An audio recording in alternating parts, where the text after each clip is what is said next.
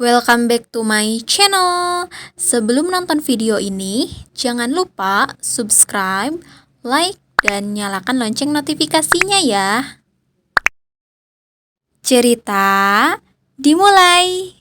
Langit pagi itu terlihat lebih kelabu daripada biasanya. Sinar matahari tidak memancar, hanya ada cahaya pucat yang terasa hampa. Asa terbangun dengan kepala berat, seperti habis tidur terlalu lama.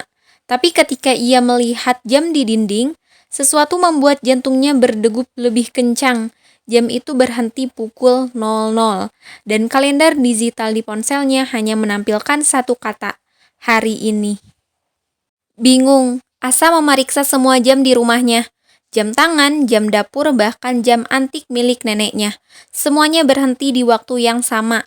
Ia mencoba menyalakan televisi untuk mengecek berita, tapi layar hanya menunjukkan salju statis. Hanya ada satu hal yang tetap bekerja, ponselnya yang terus menampilkan notifikasi aneh dari aplikasi kalender. Hari ini adalah milikmu, jangan sia-siakan. Merasa tidak nyaman, Asa keluar rumah untuk mencari orang lain, tapi yang ia temukan membuatnya semakin bingung. Tetangga-tetangganya bergerak seperti biasa, menyiram tanaman, mengangkat jemuran, atau berjalan dengan anjing mereka.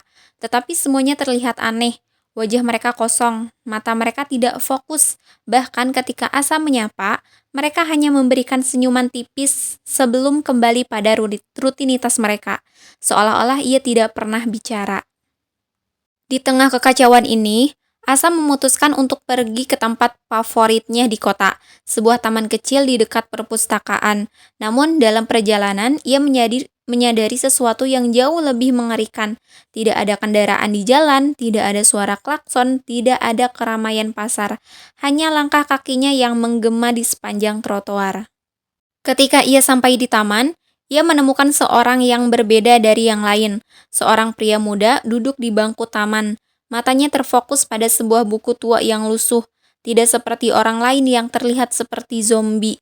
Pria ini tampak sadar, terlalu sadar, bahkan ketika Asa mendekat, pria itu menoleh dan tersenyum. Akhirnya, katanya, suaranya lembut tapi penuh makna. Kau juga melihatnya, bukan? Melihat apa? Asa bertanya, suaranya bergetar. Pria itu menunjuk ke sekeliling mereka. Hari yang tidak pernah ada. Asa mengernyit. Apa maksudmu? Pria itu menutup bukunya dan berdiri. Ini adalah hari di luar waktu. Tidak ada tanggal, tidak ada catatan. Dunia berhenti untuk kita, dan kita adalah satu-satunya yang bisa membuat pilihan. Pilihan apa? Ia tersenyum samar. Setiap keputusan yang kau buat hari ini akan membentuk hari esok.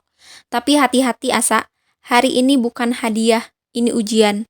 Asa mundur selangkah. Bagaimana kau tahu namaku? Aku tahu banyak hal, jawab pria itu singkat. Kau tidak perlu mempercayaiku, tapi jika kau mau selamat, ikuti aku. Meskipun ragu, Asa merasa tidak punya pilihan lain. Ia mengikuti pria itu melalui jalan-jalan yang semakin asing.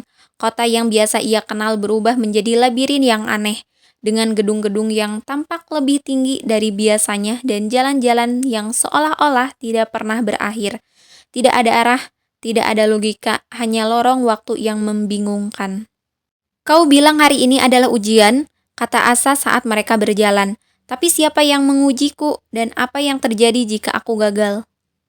Pria itu berhenti dan menatapnya dengan serius. Hari ini diciptakan oleh kekuatan yang kita tidak sepenuhnya pahami. Tapi satu hal yang pasti, jika kau gagal, kau akan terjebak di sini selamanya. Hari ini akan menjadi satu-satunya harimu. Tidak ada masa lalu, tidak ada masa depan.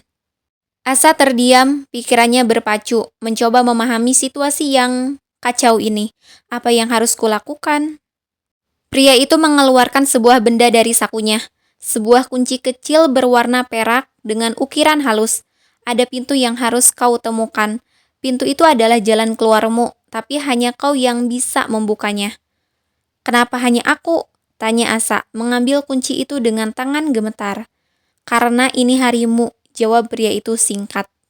Sebelum Asa bisa bertanya lebih banyak, pria itu menghilang begitu saja, seolah-olah ia tidak pernah ada.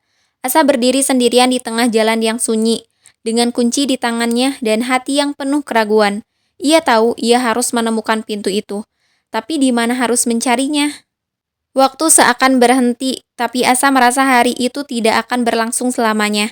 Ia mulai berjalan, menyusuri jalan-jalan kota yang kini terasa seperti mimpi buruk. Setiap langkahnya diiringi oleh bisikan lembut yang datang entah dari mana.